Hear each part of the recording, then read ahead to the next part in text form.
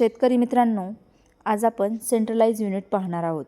तुम्ही पाहू शकता यामध्ये एक मेन लाईन आहे व 9 सब लाईन आहेत। तर ही अशा पद्धतीने जोडणी का केली जाते, तर जेव्हा तुमचे अनेक क्षेत्र असतील परंतु ती सर्व तुम्हाला एकाच ठिकाणाहून ऑपरेट करायची असतील तर तुम्ही हे असं सेंट्रलाइज युनिट करू शकता। यामध्ये ज्या 9 सब लाईन आहेत त्या प्रत्येक प्लॉटला आपण एका ठिकाणाहून चालू किंवा बंद करू शकतो। आता यामध्ये महत्त्वाचा पार्ट म्हणजे त्या प्रत्येक लाईनला आपण एअर रिलीज वाल्व टाकले आहेत।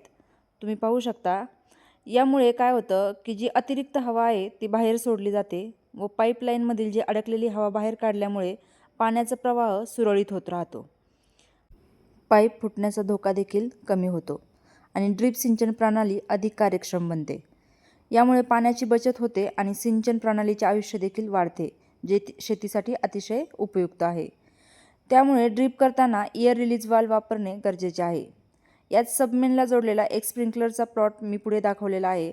जर व्हिडिओ आवडला असेल तर लाईक करायला विसरू नका व अशाच नवनवीन व्हिडिओंसाठी चॅनलला सबस्क्राईब करायला विसरू नका। धन्यवाद।